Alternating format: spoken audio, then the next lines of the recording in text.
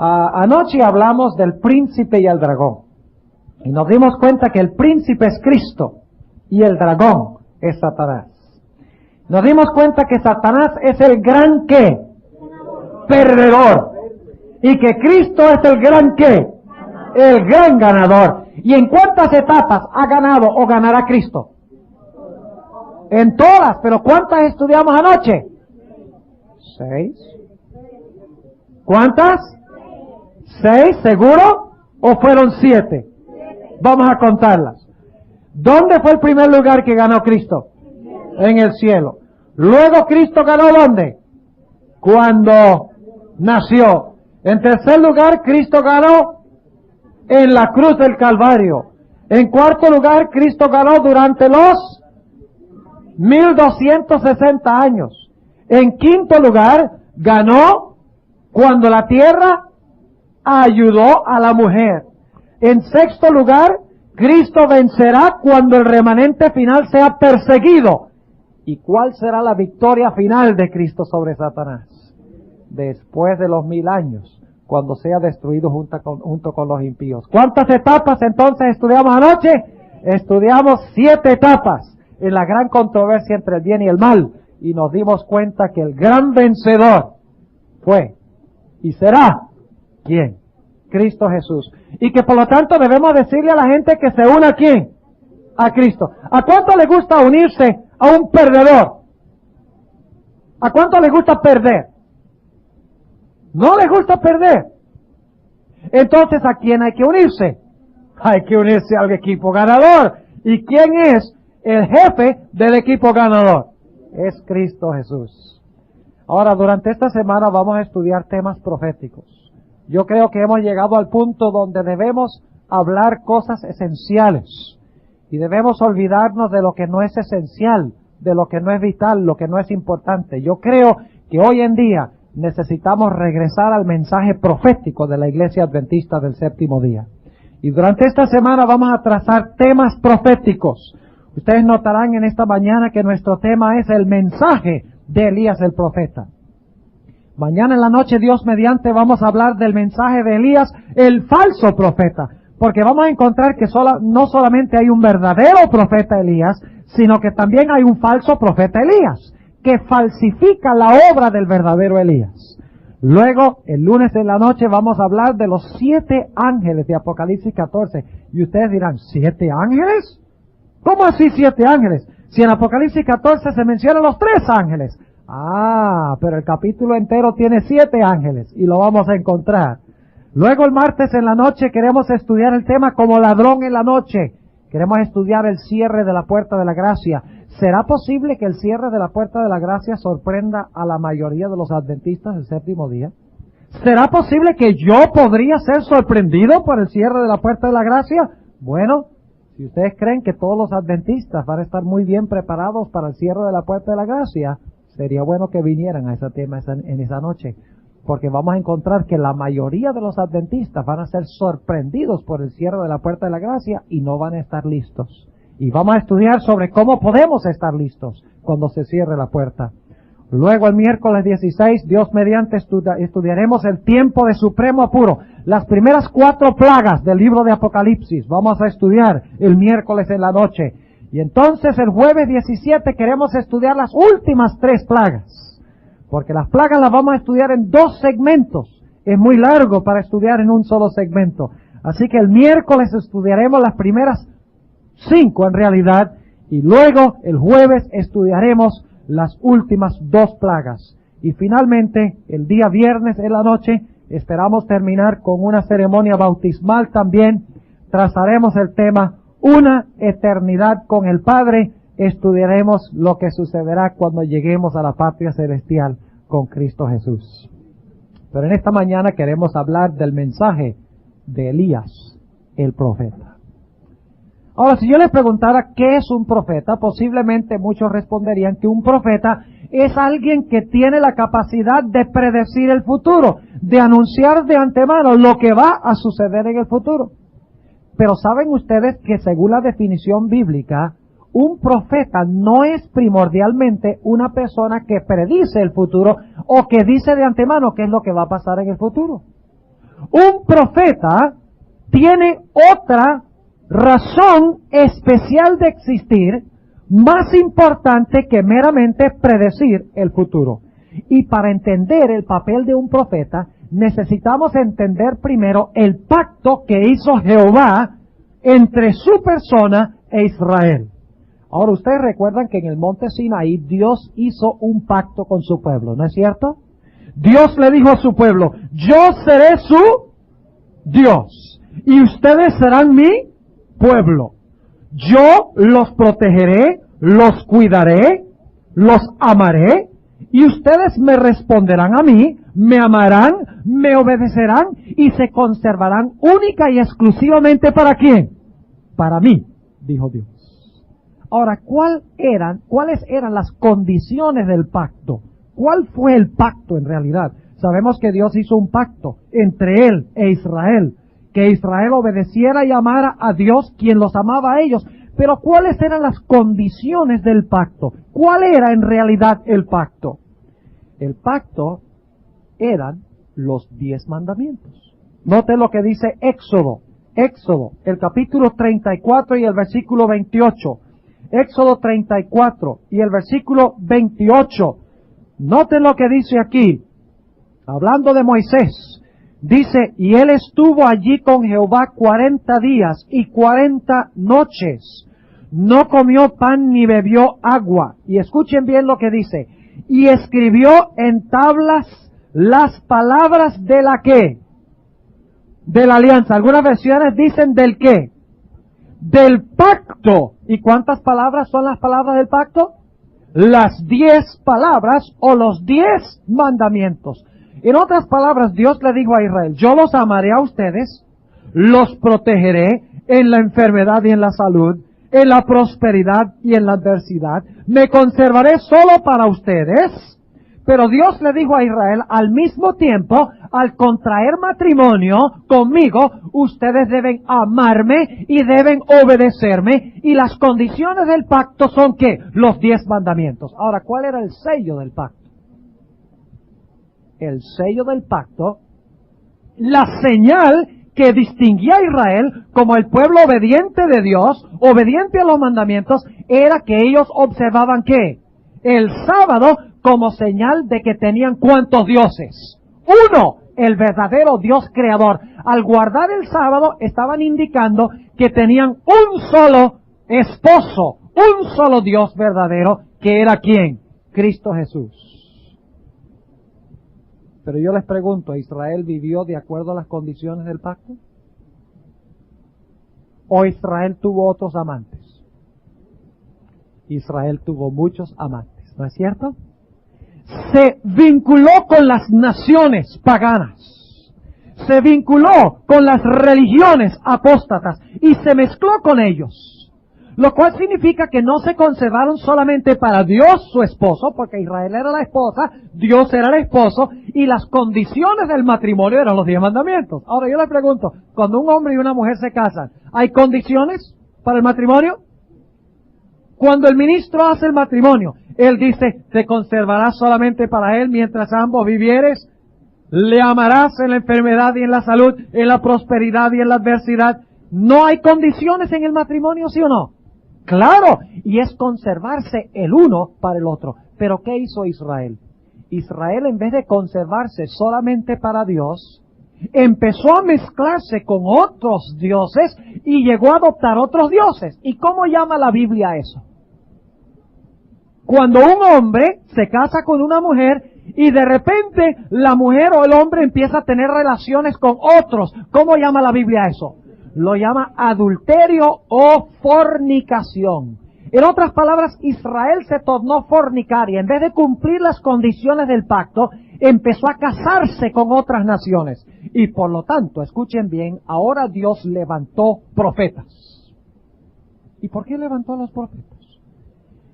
Los profetas eran los abogados de Dios en la corte de la ley donde Dios le estaba pidiendo un divorcio a Israel. Lean ustedes los profetas desde esa perspectiva. Dios llama al profeta y le dice al profeta, ve a Israel y dile que le estoy pidiendo ahora carta de divorcio. Porque tiene muchos amantes allá afuera. Ahora, si quiere los amantes, que se quede con ellos, pero yo me divorcio de Israel. Tú vas a ser mi abogado en el tribunal, le decía Dios al profeta.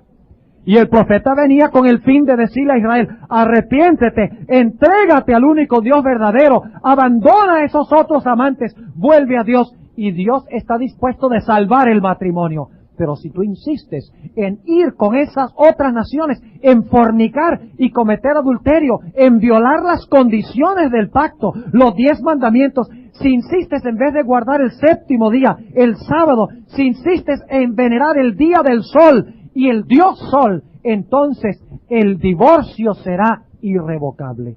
Ese era el propósito del profeta. Era el abogado de Dios en el tribunal donde Dios decía, arréglate o me divorcio.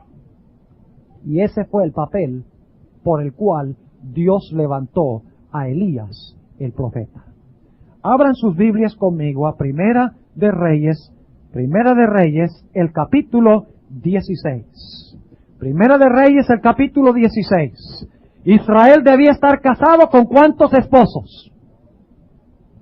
Un esposo. ¿Quién era ese esposo? Jehová. ¿Y cuál era la ley del esposo? Los 10 mandamientos, ¿cierto? ¿Y cuál era la señal especial de que pertenecían al esposo? El sábado era la señal especial de que pertenecían. ¿Pero el pueblo tenía solo un esposo en los días de Elías? ¿O tenía varios esposos? Quería a Jehová y quería también ¿quién? A Baal. Noten, Primera de Reyes, el capítulo 16 y el versículo 30. Y reinó Acab, hijo de Omri, sobre Israel en Samaria 22 años. Y Acab, hijo de Omri, hizo lo malo a los ojos de Jehová sobre todos los que fueron antes de él. Porque le fue ligera cosa andar en los pecados de Jeroboam, hijo de Nabat, y tomó por mujer a Jezabel. ¿A quién tomó por mujer Acab? ¿Y quién era Jezabel? Una buena israelita, ¿cierto? No era una israelita, era una apóstata. Noten que sigue diciendo, tomó por mujer a Jezabel, hija de Etbaal, rey de los Sidonios, y fue y sirvió a Baal, ¿y lo qué? Y lo adoró. Ahora noten, ¿a cuántos estaba adorando Acab? Estaba pretendiendo adorar a Jehová, pero también estaba adorando ¿a quién? A Baal, lo cual significa que Israel, a través de su rey, estaba cometiendo ¿qué cosa? Adulterio. Y ahora, ¿quién levanta a Dios para ir a la corte y decirle a Israel, arréglate o pido el divorcio? ¿A quién levanta Dios? Dios levanta a Elías, el profeta. Y noten el versículo 32. E hizo altar a Baal en el templo de Baal que él edificó en Samaria. Hizo también a cabo un bosque. ¿Y qué hacían en los bosques las naciones paganas? Adoraban al sol y celebraban orgías y se cortaban los cuerpos. Una religión pagana terrible. Dice, hizo también a cabo un bosque y añadió a Acab haciendo provocar a ira a Jehová, Dios de Israel, más que todos los reyes de Israel que antes de él habían sido. ¿Cuál era entonces la condición espiritual de Israel? Estaban cometiendo ¿qué? Adulterio contra Dios, porque estaban violando sus mandamientos y estaban teniendo otros esposos fuera de Dios, que era su verdadero esposo. Y por lo tanto Dios ahora levanta a Elías el profeta con un mensaje. ¿Y cuál es el mensaje de Elías? El mensaje de Elías consta de 4 partes. Y queremos estudiar esas 4 partes porque vamos a hablar del Elías final, al final del tema de hoy. El mensaje de Elías constó de 4 diferentes partes. En primer lugar, encontramos en el capítulo 17 de Primera de Reyes, el capítulo 17, y en el versículo 17, dice que Elías se encuentra con Acab, y Acab le dice, ¿qué cosa? ¿Eres tú el que alborotas a Israel? Capítulo 18 y el versículo 17. ¿Eres tú el que alborotas a Israel? Le pregunta a Acab, a Elías. Y él respondió, yo no he alborotado a Israel, sino tú y la casa de tu padre, ¿Y cuál es el primer elemento? ¿Cuál es el primer problema? Dejando, ¿qué cosa? Los mandamientos de Jehová y siguiendo ¿a quiénes? A los Baales. ¿Y qué significaba seguir a los Baales? Lo acabamos de ver en el capítulo 16. Dice, en el versículo 31 del capítulo 16, en la última frase dice, y fue y sirvió a Baal y lo que, y lo adoró. ¿Cuál era la doble apostasía de Israel? Primero, estaban violando ¿qué? Los mandamientos de Jehová, y en segundo lugar, estaban practicando falsa ¿qué? Falsa adoración a un falso Dios. Ahora déjenme preguntarles esto, ¿qué clase de Dios era Baal? Él era el Dios ¿qué? El Dios Sol. Lo cual significa que cuando Israel estaba adorando a Baal, estaban en realidad adorando al Dios ¿qué? Al Dios Sol. En vez de adorar ¿a quién? A Jehová. Y Elías viene para decir, dejen de adorar al Dios Sol y adoren a verdadero Dios, que es ¿quién? Jehová. Dejen de violar los mandamientos de Jehová y guarden los mandamientos de Jehová. Y Elías reprendió la fornicación que había entre Israel y las naciones paganas. Ese es el tercer punto. Primero, restauró los ¿qué? Los mandamientos. Segundo, instituyó la verdadera adoración. En tercer lugar, reprendió la fornicación. Pero hizo una cuarta cosa, y es que restauró el verdadero sacrificio del Cordero de Dios. Ustedes recuerdan que cuando Elías llegó al Monte Carmelo, nos dice la Biblia que él reparó algo. ¿Qué fue lo que reparó? Reparó el altar de Jehová que había sido ¿qué? Destruido. ¿Y qué se sacrificaba en el altar? En el altar se sacrificaban corderos. ¿Y qué representaban esos corderos? Representaban el sacrificio verdadero, puro y santo ¿de quién? De Cristo. Restauró, en otras palabras, Elías, la predicación de la verdadera muerte de Cristo por los pecados del pueblo.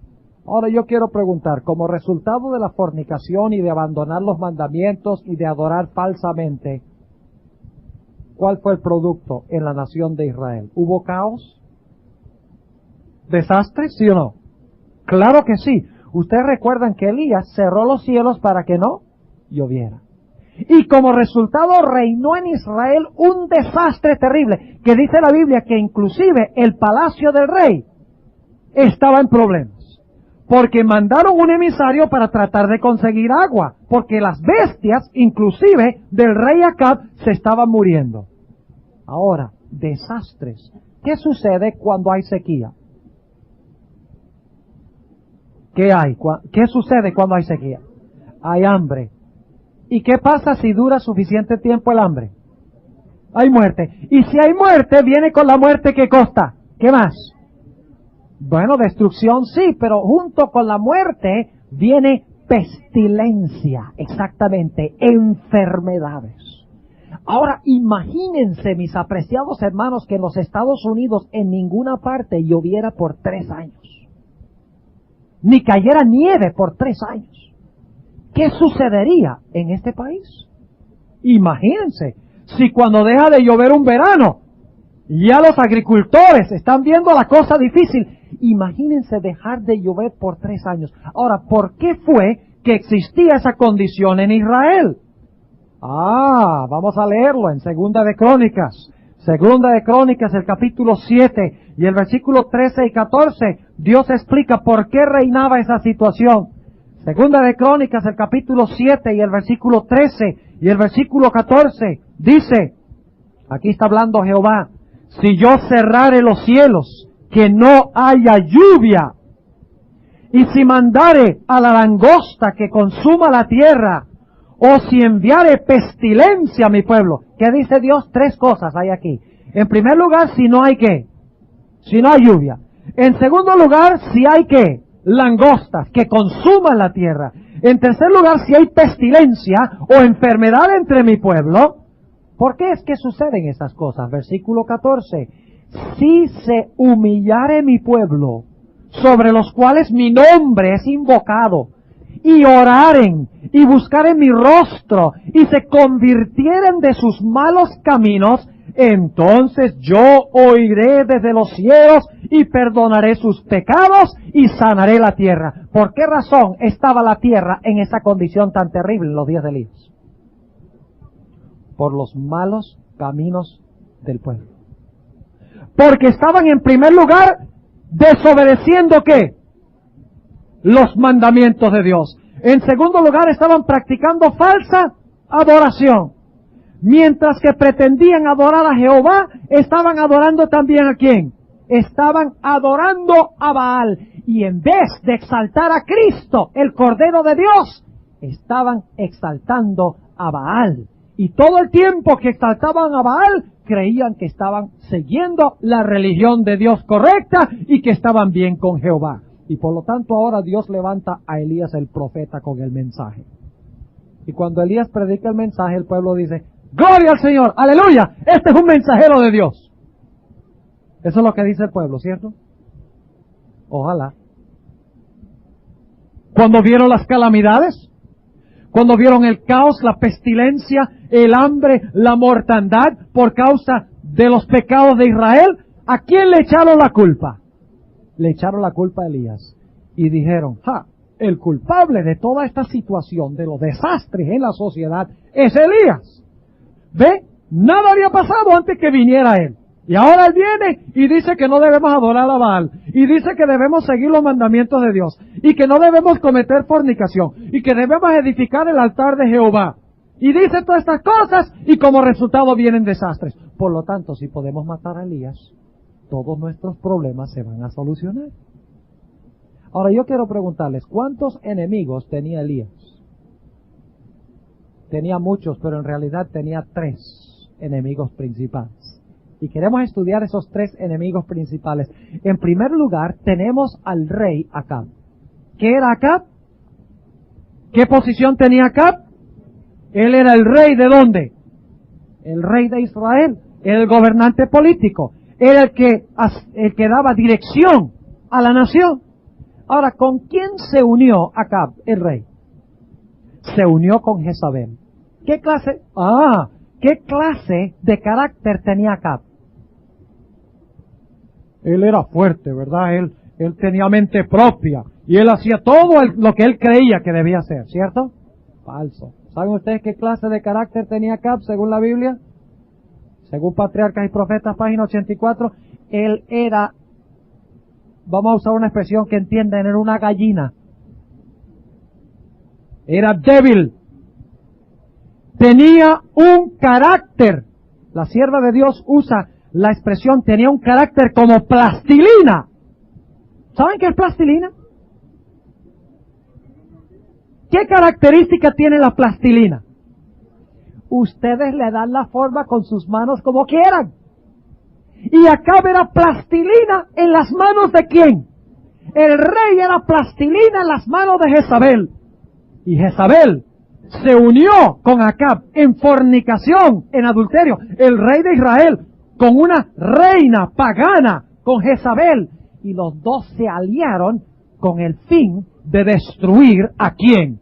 A Elías, diciendo que él tenía la culpa porque él estaba denunciando a Baal y estaba diciendo que estaban violando los mandamientos y que no debían cometer fornicación y que debían restaurar el sacrificio del cordero y del altar.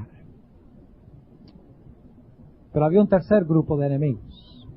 Acab y Jezabel solos no podían extender su influencia sobre el pueblo. Era necesario otro instrumento en las manos de Jezabel a través de los cuales ella pudiera establecer la influencia suya sobre el pueblo. ¿Y quiénes usó Jezabel para lograr ese propósito? Ustedes recuerdan muy bien que Jezabel tenía un falso ¿qué? Un falso sacerdocio. ¿No es cierto? Falsos, ¿cómo se les llama? Falsos profetas de Baal. Noten lo que dice Primera de Reyes, el capítulo 18 y el versículo 19. Noten que había una triple alianza Estaba aliado en primer lugar Acab, ¿con quién? Con Jezabel. ¿Y Jezabel con quiénes? Con los profetas, que eran sus representantes entre el pueblo. Dice en el versículo 19 de Primera de Reyes 18, envía pues ahora y júntame a todo Israel en el monte de Carmelo, y los 450 profetas de Baal, y los 400 profetas de los bosques, que comen de la mesa de Jezabel. ¿Quién alimentaba a los falsos profetas? ¿Quién mandaba a los falsos profetas? ¿Quién sostenía a los falsos profetas? A través de los falsos profetas, unidos con Jezabel, y Jezabel unida con el rey, con el gobernante político, extendían su influencia en medio del pueblo para convencer al pueblo de que quién tenía la culpa de los problemas, de que Elías tenía la culpa de los problemas, y que si lo mataban a él, todos sus problemas iban a desaparecer. Ahora vamos a encontrar más adelante nuestro tema de esta mañana, que esto es precisamente lo que va a suceder. Ahora yo les pregunto, ¿tuvo Elías que huir como resultado de ser culpado de los problemas que había? ¿A dónde huyó? Huyó al desierto o al arroyo de Sison. Y allá cuando huyó se acabó el agua y no había comida y se murió de hambre.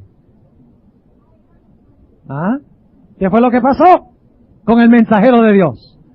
Cuando a los demás les faltó agua y comida, ¿Elías qué? Elías tenía sus aguas y tenía su pan, traído providencialmente y milagrosamente por Dios.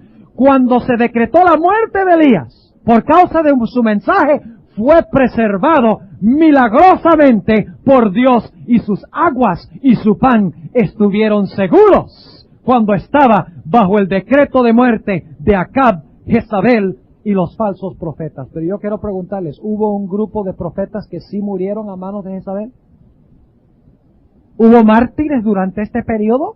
Claro que sí. Note lo que nos dice Primera de Reyes, el capítulo 18 y el versículo 4. Primera de Reyes 18 y el versículo 4.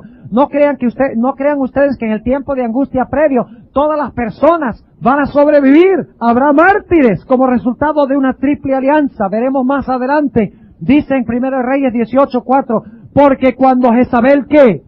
Destruía a los profetas de Jehová, Abdías tomó 100 profetas, los cuales escondió de 50 en 50 por cuevas, y sustentólos a pan y a agua. Noten entonces que durante este periodo Dios preserva a Elías, pero al mismo tiempo muchos verdaderos mensajeros de Dios, ¿qué pasa con ellos? Mueren a manos de Jezabel, según nos dice aquí. Ahora yo quiero preguntarles lo siguiente: ¿cuánto efecto tuvo el mensaje de Elías sobre el pueblo antes del monte Carmelo? ¿Qué fue lo que hizo el mensaje antes del monte Carmelo? En vez de convertir al pueblo, el pueblo se mostró indiferente, ¿no es cierto? Y dijo, no, este asunto, nosotros lo que tenemos que hacer es destruir a Elías. Tenemos que deshacernos de Elías, porque ese mensaje no nos convence. Ese mensaje es lo que ha traído la ira de Dios. Y si nosotros deshonramos a Baal, entonces Baal por eso cierra el cielo y no nos manda lluvia. Fíjense, exactamente lo contrario. Dios dice, porque ustedes adoran a Baal, al Dios Sol, han pasado estas cosas. Pero por el otro lado, los falsos profetas y Jezabel y el rey dicen, porque no se adora a Baal, es que están pasando estas cosas. Dos grupos, los adoradores de Baal y los adoradores de Jehová. Finalmente, el mensaje de Dios a través de Elías alcanza un fuerte clamor. Hasta este punto Elías había predicado, pero con su predicación no se había manifestado el Espíritu y el poder de Dios en toda su fuerza. Pero ahora vamos a notar el clímax de la historia en Primera de Reyes. Primera de Reyes, el capítulo 18. Espectacular esto. Y vamos a estudiar dentro de unos momentos la aplicación en Apocalipsis. Primera de Reyes 18 y el versículo 17. Vamos a leer varios versículos. Dice aquí, y como Acab vio a Elías, díjole a Acab, ¿eres tú el que alborotas a Israel? ¿A quién se le echó la culpa? A Elías se le echó la culpa. Tú eres el que alborotas a Israel. ¿Y qué dijo Elías? Ay, señor rey, pero es que tú sabes, Jehová me llamó Y yo tengo que decirlo, porque si no lo digo, bueno, Jehová me destruye a mí. ¿Entiende? Ten paciencia. ¿Eso fue lo que dijo Elías? No. Acab apuntó el dedo a Elías y le dijo, mira, porque tú has condenado a Baal, el dios Sol, y has dicho que hemos abandonado los mandamientos, Baal está bravo y no nos da prosperidad. Y Elías dice, baja ese dedo.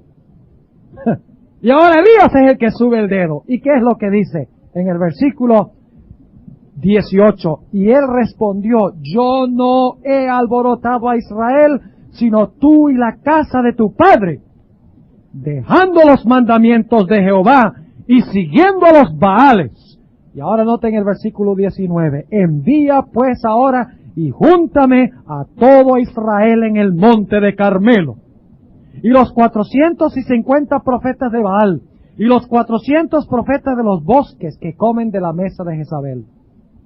Entonces Acab envió a todos los hijos de Israel y juntó los profetas en el monte de Carmelo. Y ahora noten el versículo 21. Hasta ese punto, el mensaje de Elías lo que ha levantado es ¿qué cosa? Oposición. Porque el rey, Jezabel y los falsos profetas tienen engañados al pueblo. Y ellos no pueden ver claramente la luz de la verdad. Están engañados completamente. Pero ahora va a cambiar la situación. Noten el versículo 21. Y acercándose Elías a todo el pueblo dijo, ¿hasta cuándo claudicaréis vosotros entre dos pensamientos? ¿Qué significa eso, claudicar entre dos pensamientos? ¿Hasta cuándo se mantienen en la cerca? Es lo que dice Dios. ¿Hasta cuándo dicen, adoramos a Baal y adoramos a Jehová? Adoramos a Dios como el creador y a Baal como el creador. Adoramos al Dios Sol y guardamos el primer día y adoramos también a Jehová el creador el séptimo día. ¿Hasta cuándo, dice Elías, claudicaréis o cojearéis entre dos pensamientos? Si Jehová es Dios, seguidle. Y si Baal, id en pos de él. ¿Qué pide Elías en el monte Carmelo? Una decisión que separa a los buenos de los ¿qué? De los malos. Donde ya no hay gente en el medio. O estás aquí o estás allá. Estás con el Dios Sol o con el Dios Creador. Jehová, el Creador de los cielos y de la tierra. Y enseguida el pueblo dijo, Jehová es Dios. Faltaba algo para que el mensaje tuviera poder. Dice aquí, en la última parte del versículo, y el pueblo no respondió palabra. Y la hermana White, comentando sobre esto, dice que la neutralidad en un tiempo de crisis es la peor clase de apostasía contra Jehová. Es alta traición a Jehová. Y el pueblo no respondió palabra porque el mensaje de Elías no había alcanzado todavía un fuerte clamor. Pero ahora va a pasar algo extraordinario. Y quiero leerlo porque la Biblia lo relata mejor que lo que yo puedo relatarlo. Versículo 22. Y Elías tornó a decir al pueblo, solo yo he quedado profeta de Jehová, más de los profetas de Baal hay 450 hombres. Dénsenos pues 2 bueyes y escójanse ellos el uno y córtenlo en pedazos y póngalos sobre la leña, mas no pongan fuego debajo. Y yo aprestaré el otro buey y pondrélo sobre leña y ningún fuego pondré debajo. Invocad luego vosotros en el nombre de vuestros dioses. No era solamente Baal, Baal era el principal, pero tenían otros. Y yo invocaré en el nombre de Jehová, y el Dios que respondiere por fuego, ese sea Dios. Y todo el pueblo respondió diciendo, bien dicho. Óigame, qué espectacular. Faltaba con el mensaje, ¿qué cosa? El fuego, el poder, para convencer a las personas. Versículo 25. Entonces Elías dijo a los profetas de Baal, escogeos un buey y haced primero. Les doy la primera oportunidad a ustedes. Pues que vosotros sois los más. E invocad en el nombre de vuestros dioses, mas no pongáis fuego debajo. Y ellos tomaron el buey que les fue dado y aprestáronlo e invocaron en el nombre de Baal desde la mañana hasta el mediodía diciendo, Baal, respóndenos. Mas no había voz, ni quien respondiese. Entre tanto ellos andaban saltando cerca del altar que habían hecho una gran reunión pentecostal. Levantando las manos a Baal, invocando su nombre, y repitiendo el nombre, y repitiendo el nombre. Yo no sé si ustedes han notado, pero en algunos círculos cristianos es muy común decir, gloria a Jehová, gloria al Señor, aleluya al Señor. Y se repite y se repite y se repite el nombre. Y cuando se pide al Señor, y Señor dame esto, y Señor dame lo otro, y Señor dame lo otro. ¿Cómo pensarían ustedes si yo todo el tiempo dijera, mira, Matos, púlete los zapatos, Matos, arréglate esto, Matos, peínate bien, Matos, hazme esto? ¿Es necesario usar el nombre tantas veces? Es una falta de respeto. Y dice que ellos repetidas veces mencionaban el nombre de Baal y daban saltos y levantaban las manos al cielo. Muy parecido a muchas cosas que suceden en las iglesias hoy en día, donde se adora no al Dios Sol, sino que se adora en el día del sol. Y luego sigue diciendo en el versículo 27, y aconteció al mediodía que Elías se burlaba de ellos diciendo, gritad en alta voz, que Dios es, quizá está conversando, o tiene algún empeño, o va de camino, ¿acaso duerme y despertará? Versículo 28, y ellos clamaban a grandes voces y sajábanse con cuchillos y con lancetas conforme a su costumbre, hasta chorrear la sangre sobre ellos. Y como pasó el mediodía y ellos profetizaran hasta el tiempo del sacrificio del presente y no había voz, ni quien respondiese ni escuchase, la Biblia dice que se rindieron. Y Elías dijo entonces a todo el pueblo, acercaos a mí. Y todo el pueblo se llegó a él. Y él reparó el altar de Jehová que estaba arruinado. Restauró el verdadero sacrificio que representaba a Cristo. Y tomando Elías 12 piedras conforme al número de las tribus de los hijos de Jacob, al cual había sido palabra de Jehová diciendo, Israel será tu nombre, edificó con las piedras un altar en el nombre de Jehová, después hizo una reguera. Ahora escuchen bien, para que los falsos profetas no hubieran dicho que Elías le metió un fósforo. Edificó con las piedras un altar en el nombre de Jehová, después hizo una reguera alrededor del altar, cuanto cupieran 2 satos de simiente, compuso luego la leña y cortó el buey en pedazos y púsolo sobre la leña y dijo, henchid 4 cántaros de agua y derramadla sobre el holocausto y sobre la leña. Y dijo, hacedlo otra vez. Y otra vez lo hicieron. Dijo aún, hacedlo la tercera vez. E hicieronlo la tercera vez.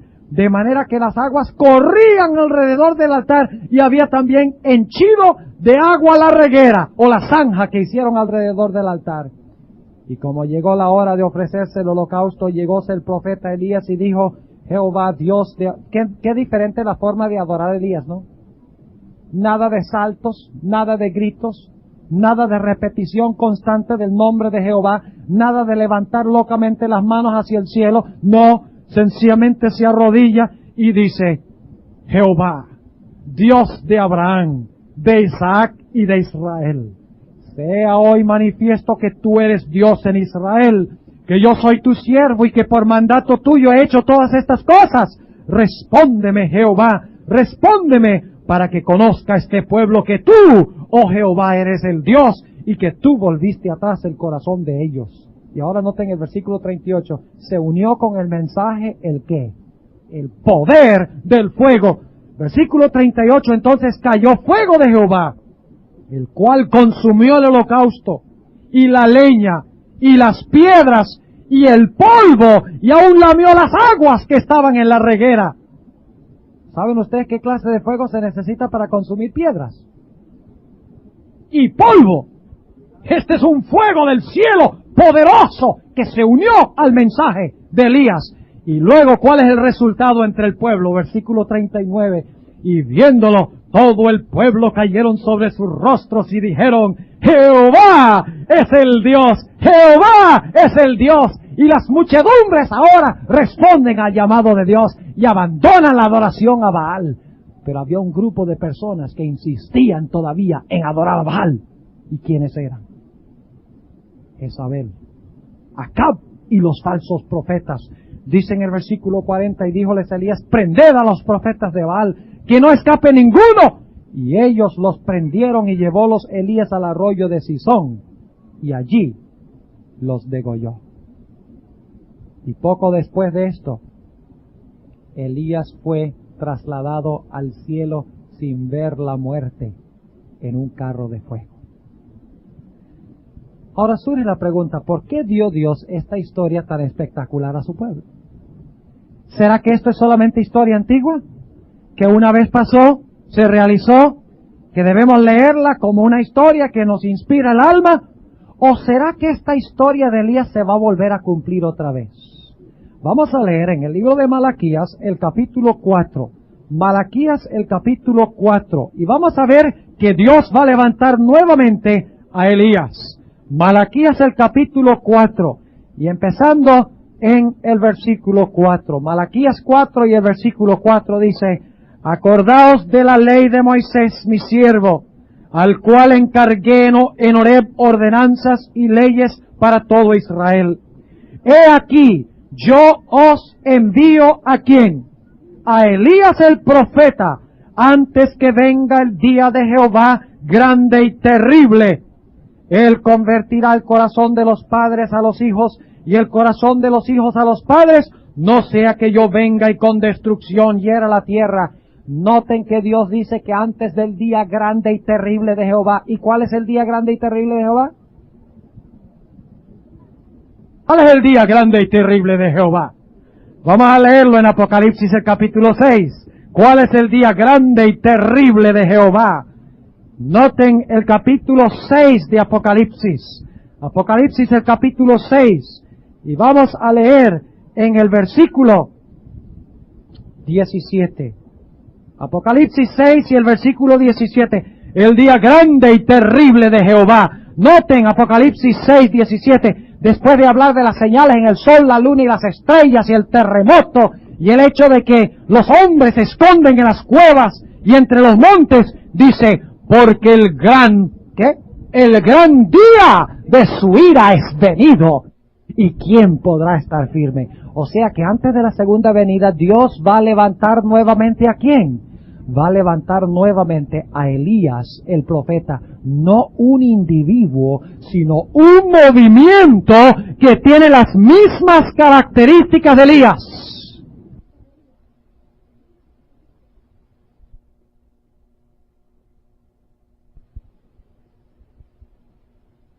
¿Escucharon bien lo que dije? Un movimiento que tiene las mismas características de Elías. Yo pregunto, ¿tiene Dios un pueblo en este mundo con quien Dios se ha casado? ¿Sí o no? Sí. ¿Ha hecho Dios un pacto con ese pueblo, sí o no? Sí. ¿Y cuál pueblo es ese? ¿Cuál es el Israel moderno de Dios? La iglesia adventista del séptimo día. ¿Y cuáles son las condiciones del Israel de Dios? ¿Qué guardan según Apocalipsis? Guardan los mandamientos de Dios. Ah, ¿tienen un profeta en su medio? ¿Tienen el don profético, sí o no? ¿Como Elías lo tuvo? Sí. Dice que tienen en su medio el testimonio ¿de qué? El testimonio de Jesucristo. Tiene las dos características de Elías. Guardan los mandamientos y tienen en su medio la voz profética. Ahora yo quiero preguntarles, ¿le ha dado Dios a ese pueblo una señal o un sello para distinguirlos de todas las naciones, tribus, lenguas y pueblos? ¿Y cuál es esa señal? De que sirven al verdadero y único Dios creador. Esa señal es el sábado, el verdadero día de reposo. Y ahora yo quiero preguntarles, ¿la mayoría del mundo guarda los mandamientos de Dios? ¿La mayoría del mundo observa el sábado? ¡No! La mayoría del mundo viola los mandamientos, incluyendo los que profesan servir a Dios. ¿Cuándo va a ir la mayoría de la gente a la iglesia? ¿Hoy o mañana? Mañana. ¿Pretenden servir a quién? A Dios. Pero están adorando ¿en cuál día? En el Sunday, en el día del sol. Están claudicando entre cuántas opiniones. Dos. Pretenden servir al Creador, pero no guardan su día. Guardan el día del sol. La misma apostasía que existía en los días ¿de quién? En los días de Elías, el profeta. ¿Ha levantado Dios a un pueblo hoy en día para ir al mundo y decirles, sirvan al verdadero Dios creador en su día, sí o no? Y algunos dicen, ¿y qué diferencia hay entre un día y otro? ¡Qué gran problema! Un día de 24 horas es igual a otro día de 24 horas. Déjenme darles una ilustración para que nos demos cuenta que no. El problema no es un día contra un día. El problema es un Dios contra otro Dios. porque el día simboliza al Dios que dio el día. Ahí tenemos una bandera americana. Los Pathfinders hacen el Pledge of Allegiance. Supongamos que ahí hay una bandera de Rusia. O hagamos mejor, una bandera de Cuba. Bueno, aquí no hay rusos, pero hay muchos cubanos.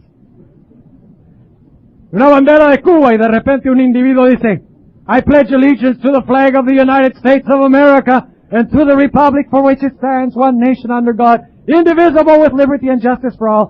Y viene el hermano Matos y me dice, momentico. Y el hermano Matos habla claro. Me dice, momentico, pastor. Esa es la bandera de Cuba, no de los Estados Unidos. Yo le digo, ¿y qué importa? Una bandera no hace el país. ¿Qué creerían ustedes en ese caso? Cuando yo le estoy rindiendo homenaje a la bandera, ¿a quién le estoy rindiendo homenaje? Al gobierno representado por la bandera. Oh, pero yo puedo honrar cualquier bandera que yo quiera. No importa que sea los Estados Unidos. Yo honro a Cuba a través de la bandera de los Estados Unidos. Tiene que ser la bandera que identifica al país, ¿no es cierto? El sábado es la bandera de Dios. Y cuando guardo el sábado, estoy honrando su bandera. Pero la mayoría de las personas dicen, yo adoro al verdadero Dios, yo sigo su gobierno, pero yo honro la bandera del gobierno de Satanás, que ha sido cambiada por Satanás. ¿Puedo yo honrar la bandera de Satanás y pretender servir el gobierno de Dios? Absolutamente no. Tengo que escoger entre uno o el otro. Ahora, pregunto esto, ¿el mundo está en malas condiciones? ¿El mundo está mal hoy? Óigame, ¿hay hambre? ¿Hay pestilencia y enfermedades terribles? ¿Hay crimen? ¿Hay robo? ¿Hay guerras? ¿Hay asesinatos? ¿Sí o no? Claro que sí. Y la culpa de eso lo tienen los que predican los mandamientos y guardan el sábado, ¿cierto? ¿Quiénes tienen la culpa? Estamos estudiando la historia de Elías. ¿Entienden lo que estamos estudiando? El problema es que el pueblo profeso de Dios, que pretende servir a Dios, están, en vez de guardar los mandamientos de Dios, dicen que la ley fue clavada en la cruz. Dicen que no estamos bajo la ley, sino bajo la gracia. Que no necesitamos la ley. Lo que necesitamos es ¿a quién? A Cristo. No necesitamos preocuparnos de un día versus otro día. Cualquier día está bien. Eso es lo que se está diciendo. Y al igual que en los días de Elías, lo que trae maldición sobre el mundo no son los que guardan los mandamientos. Y el séptimo día, la maldición viene por causa de aquellos que pretenden servir a Dios y al mismo tiempo crucifican la ley y violan el día de reposo que Dios ha establecido.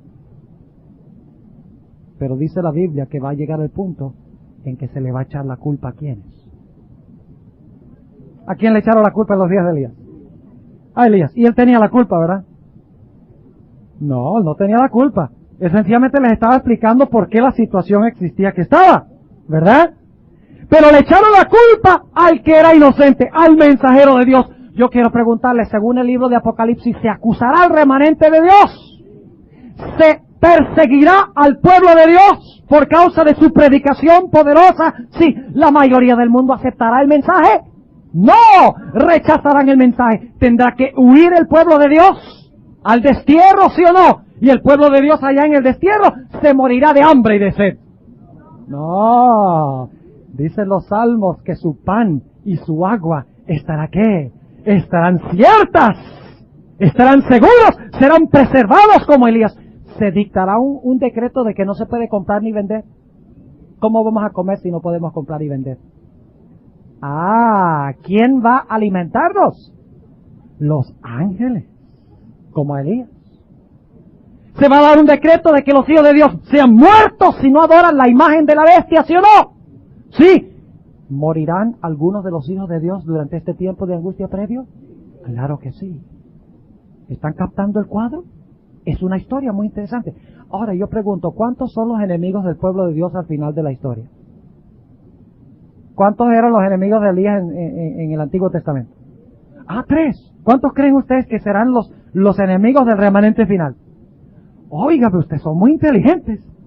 Vamos a Apocalipsis. Apocalipsis el capítulo 16. Apocalipsis el capítulo 16 y el versículo 19. Apocalipsis 16, 19. Dice que los enemigos del pueblo de Dios se dividirán en 3 partes. Apocalipsis 16 y el versículo 19. Dice, y la ciudad grande. ¿Cuál es la ciudad grande? ¿Cómo se llama en la Biblia la ciudad grande? Babilonia, muy bien. La ciudad grande fue partida en 4 partes. ¿Están despiertos? ¿Tienen hambre? Tranquilo, está muy frío allá afuera. Está calientico aquí adentro. Y la ciudad grande fue partida en 3 partes. Y las ciudades de las naciones cayeron y la grande Babilonia vino en memoria delante de Dios. ¿Cuántas partes tiene Babilonia? 3. ¿Y cuáles son esas 3? Vamos al versículo 13.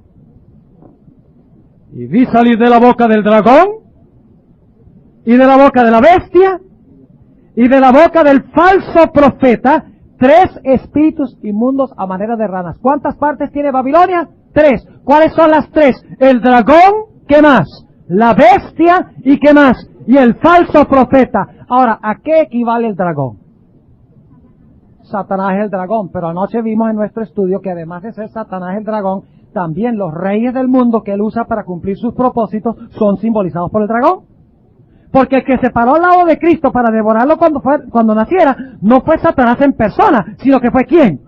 Herodes. O sea que el gran dragón también era ¿quién? Herodes. El que se paró al lado de Moisés para devorarlo, no fue Satanás en persona, sino que fue ¿quién? Faraón. Y dice en Ezequiel 29:3 que Faraón era el gran dragón que yacía en medio de las aguas. O sea que en la Biblia el dragón representa los reyes de la tierra, los gobernantes políticos del mundo. Ahora surge la pregunta, ¿qué representa la bestia? ¿Qué otro nombre se le da a la bestia en la Biblia? No, a la bestia no se le llama falso profeta. Al falso profeta ya lo vamos a ver. A la bestia se le llama también en Apocalipsis 17, la madre. Vamos a anotarlo. Apocalipsis el capítulo 17. Vamos a leer, empezando en el versículo 1. Y vino uno de los 7 ángeles que tenía las 7 copas, y habló conmigo diciéndome, ven acá y te mostraré la condenación de la grande ¿qué? ¿Qué era Jezabel? ¿Qué era Jezabel? ¿Era fornicaria, sí o no? ¿Era ramera, sí o no? Claro que sí. Y aquí surge la ramera, la cual está sentada sobre muchas aguas, con la cual han, ¿cómo? Con la cual han fornicado, ¿quiénes? Los reyes. Jezabel, la ramera, fornicó con el rey de Israel Acab, ¿sí o no? Al final de la historia, ¿la ramera fornicará con los reyes de todo el mundo, sí o no?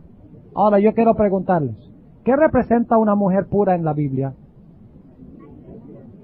La iglesia pura. ¿Qué representaría entonces una ramera? Representaría una iglesia que pretende servir a Jehová como Israel, pero que en vez de servir solamente a Jehová, sirve también ¿a quién? Sirve también al poder apóstata, o sirve también a Satanás. ¿Va a haber fornicación al final de la historia? Sí. A la bestia también se le llama la ¿qué? Noten el versículo 5. Dice, y en su frente un nombre escrito, misterio, Babilonia la grande, ¿la qué? La madre, dice aquí, la madre de las fornicaciones y de las abominaciones de la tierra. ¿Con qué nombre también se conoce entonces a la bestia? Se conoce también como la madre. Pero tenemos un tercer poder. ¿Y qué representa la madre hoy en día? ¿Cuál es la madre iglesia hoy? Que pretende servir a Dios, pero que enseña otro día de reposo, que enseña un bautismo diferente que la Biblia, que enseña algo diferente en cuanto a los muertos, que enseña todas estas doctrinas que no están basadas en la Biblia. ¿Quién es? El papado. Exactamente. Pero hay un tercer poder. En los días de Elías no solamente estaba el rey, al igual que hoy los reyes del mundo. No solamente estaba Jezabel la ramera, como hoy en día hay una iglesia ramera que pretende servir a Dios, a Cristo, pero al mismo tiempo tiene un montón de doctrinas paganas. Y se mezcla con el gobierno. ¿No se mezcla la madre iglesia con el gobierno y en la política hoy en día? Es la única iglesia que tiene un embajador aquí en los Estados Unidos. La única iglesia. Es una iglesia y un Estado mezclado. Pero hay un tercer poder. En los días de Elías también estaban los falsos profetas. Y hoy en día hay un tercer poder que en Apocalipsis 13 se conoce como la imagen de la bestia, pero en Apocalipsis 16 se le llama el falso profeta. Es lo mismo, ¿ve? En Apocalipsis 13 es la bestia. En Apocalipsis 17, la madre. En Apocalipsis 13, la imagen de la bestia. En Apocalipsis 17, son las hijas de la madre. Quiero hacerles una pregunta. ¿Cuántos de ustedes conocen una madre que no tiene hijos? ¿Cuántos conocen a una madre sin hijos? Yo no conozco ni una. Es imposible, porque la palabra madre significa que tiene hijos. Ahora, hay mujeres sin hijos, pero no hay una madre sin hijos. Lo cual significa que si Babilonia, si esa ramera es la madre, entonces debe tener ¿qué? Debe tener hijas. Y ¿saben ustedes lo más interesante? En el Concilio Vaticano II, que comenzó en 1962 y terminó en 1965, allá en el Vaticano, tanto Juan XXIII, que era el Papa que estaba al comienzo del concilio, como Pablo VI, quien era el que estaba como Papa cuando concluyó el concilio, hablaron a los representantes de las iglesias protestantes que ellos habían invitado para estar allí, y tengo varias citas para comprobar este punto. Tanto Pablo VI como Juan XXIII, hablándole a los hermanos separados, a las iglesias protestantes, les dijo: la Iglesia Católica espera con ansias el regreso de sus hijos como una madre. Expresión exacta como la encontramos en el libro de Apocalipsis. La Biblia nos dice que al final de la historia va a haber una triple alianza contra el pueblo de Dios. Los reyes de la tierra. ¿Ustedes creen que los reyes de la tierra en realidad quieren la muerte del pueblo de Dios? ¿Ustedes creen que los gobiernos quieren la muerte del pueblo de Dios? Yo no creo. En los días, no hablamos en esta mañana de la historia de Herodes, Herodías, Salomé y Juan el Bautista, que es una historia fascinante. ¿Quién quería la muerte de Juan el Bautista? ¿El rey Herodes quería la muerte de Juan? ¡Oh! Le tenía miedo, era un debilucho, igualito que Acab. Era como, casi una reencarnación de Acab, aunque no creemos en la reencarnación, pero era el carácter igualito. Y Herodías tenía el mismo carácter que ¿quién? Que Jezabel. ¿Era fornicaria? Claro, estaba viviendo en adulterio con Herodes. ¿No es cierto? ¿Y quién quería la muerte? Era la mandamás. ¿Quién quería la muerte de Juan el Bautista? Ah, Herodías quería. ¿Acab quería la muerte de Elías? En realidad no. ¿Herodes quería la muerte de Juan el Bautista? En realidad no. Era necesario que una mujer apóstata actuara sobre ellos para querer matar al remanente. Pero yo les pregunto, ¿Jezabel sin sus profetas tenía algún poder sobre el pueblo para matar a Elías? No. En los días de Juan el Bautista, ¿podía Herodías sola, unida con el rey, matar a Juan el Bautista? No, era necesario que la madre usara ¿a quién? A Salomé, su hija, con el fin de matar a Juan el Bautista. Y la hija era una imagen de la madre, igualita, hija de tigra sale pintada. Exactamente. Porque imagínense, viene la madre y la madre viene la hija y le dice: mamá, el rey me ha ofrecido hasta la mitad del reino, y se estaba emborrachando con vino. Y Apocalipsis 17 habla del vino, del furor de su fornicación. ¿Sí? El vino causa furor, la fornicación causa furor. Y dice allí que la hija viene, la madre le dice: mamá, el rey me acaba de ofrecer hasta la mitad del reino, ¿qué le pido? Y la mamá le dice: esta es la oportunidad. Yo no le he podido quitar la vida a Juan el Bautista, pero ahora tengo mi oportunidad. Dile que te dé en un plato la cabeza de Juan el Bautista. La hija dice: está bien, lo que tú digas. Óigame, ¿era la hija como la madre? ¿Era un reflejo de la madre? ¡Claro que sí! Y dice la Biblia que ella fue y le dijo al rey Herodes, le dijo: mira, dame la cabeza de Juan el Bautista en un plato. Y el rey se entristeció, ¿ves? Porque había sido engañado. Y dice la Biblia que degollaron a Juan el Bautista en la cárcel y trajeron el plato con la cabeza de Juan y se lo entregaron ¿a quién? A la hija. Y la hija vino y le dijo: mamá, aquí está lo que me pediste.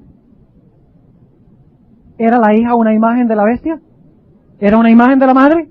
¿Era idéntica en carácter a la madre? ¡Claro que sí! Y así son las sectas protestantes en relación con el papá. Porque enseñan que la ley fue clavada en la cruz, guardan un falso día de reposo, enseñan que el infierno es eterno, enseñan que los muertos todos saben. ¿Oyeron lo que dije? Enseñan que los muertos todos saben.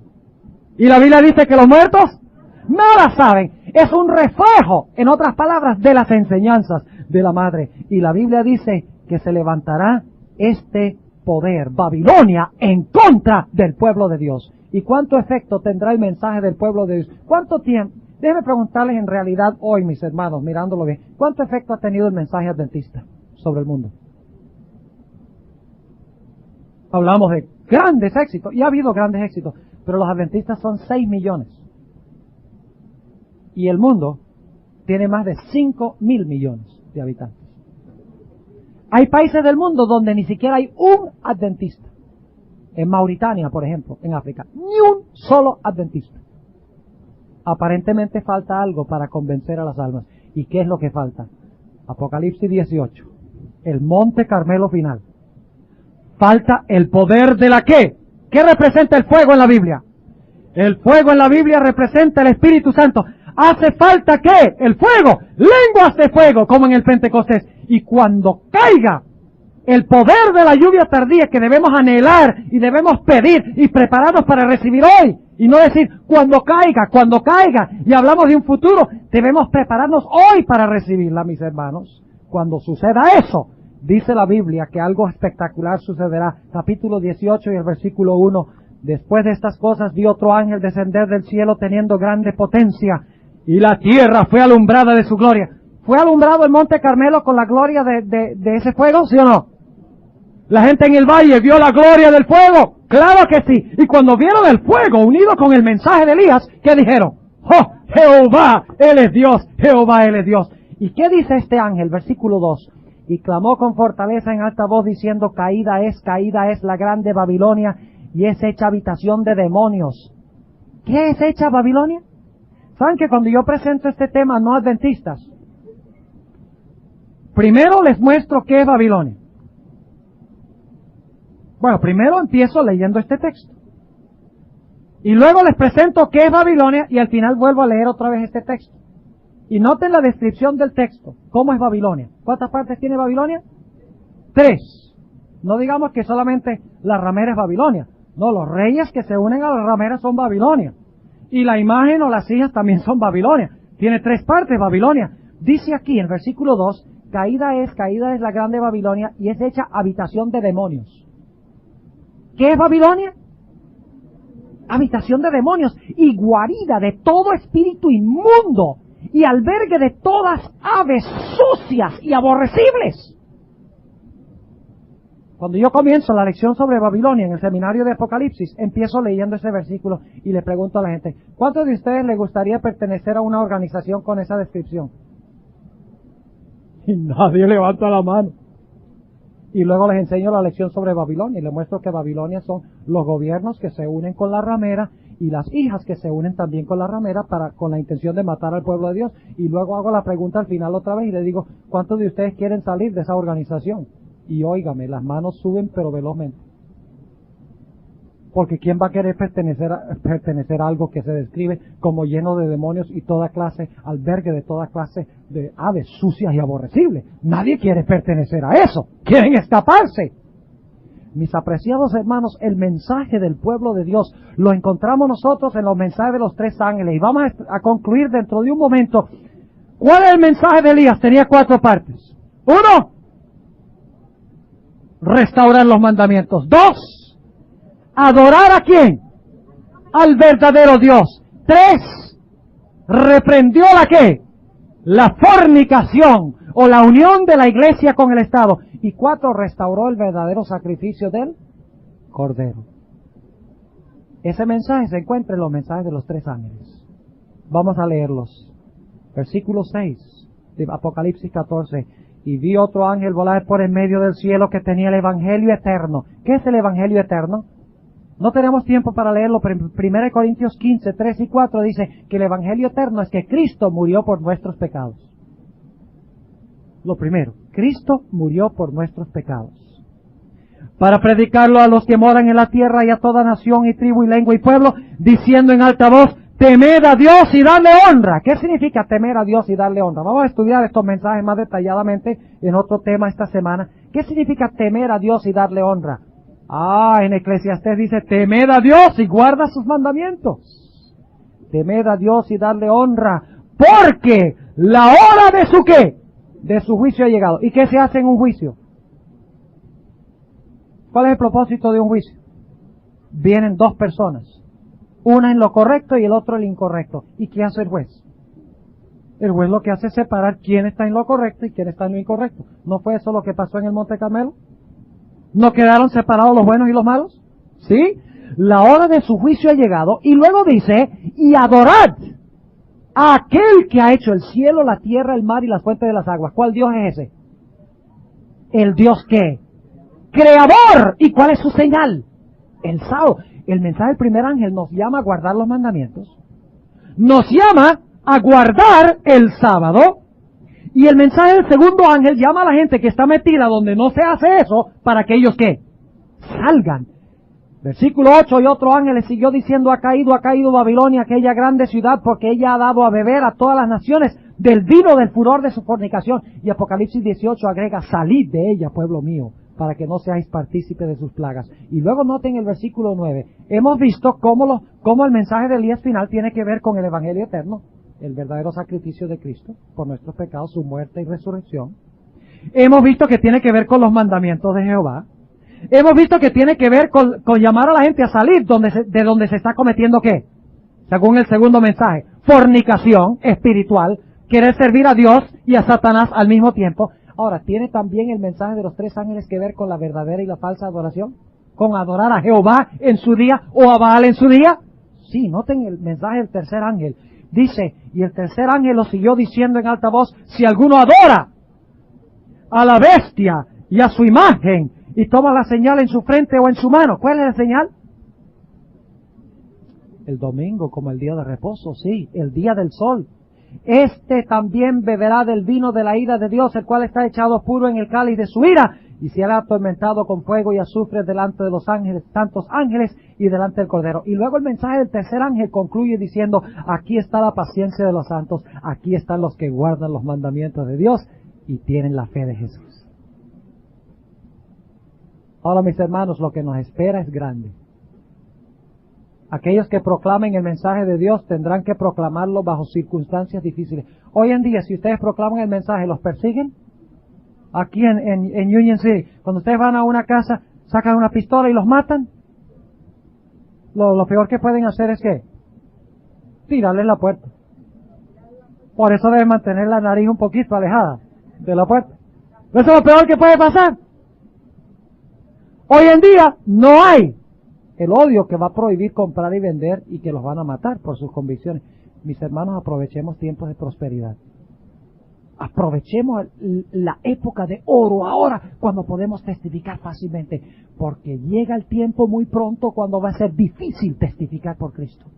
Cuando no se pueda comprar ni vender, cuando tengamos que enfrentarnos a la muerte como Elías, la obra será mucho más difícil. Pero en tiempo de prosperidad nos sentamos en la iglesia y descansamos y comemos y nos engordamos espiritualmente, nos volvemos unos obesos espirituales. Y no salimos a hacer la obra misionera, a decirle a las almas de estas cosas. Mis hermanos, cualquier persona que está en Babilonia se va a perder. ¿Cuántos aquí quieren que algunas personas se pierdan? Pues mis hermanos, déjenme decirles algo. Que si ustedes no les están diciendo que están en Babilonia y que necesitan salir y se pierden, ¿quiénes son los culpables? ¿Quiénes son culpables? No oí muy bien. ¡Nosotros! Porque hay el pecado de comisión, pero también hay el pecado de ¿qué? De omisión. Cuando podríamos haberlo hecho y no lo hicimos, somos culpables como si lo hubiéramos hecho. ¿Entiende lo que estoy diciendo? Igual que anoche, mis hermanos, mi llamado es de que vayamos y proclamemos que Cristo es el victorioso y Satanás es el perdedor. Que vayamos y les mostremos a la gente que están en Babilonia, que salgan y que se unan a Cristo, para que no reciban las plagas, para que se puedan salvar con Cristo. Y si esta escena de la cual estoy hablando en esta mañana termina, cuando los hijos de Dios son trasladados al cielo y se paran en el mar de vidrio donde ya fue transportado Elías, y son transportados allá sin experimentar la muerte, porque durante el tiempo de angustia los hijos de Dios no morirán. Cristo preservará su vida. Yo creo que estos eventos vienen muy pronto, mis hermanos.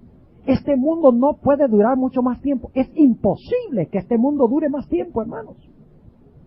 Si este mundo dura un siglo más, se va a extinguir a sí mismo. La forma como va.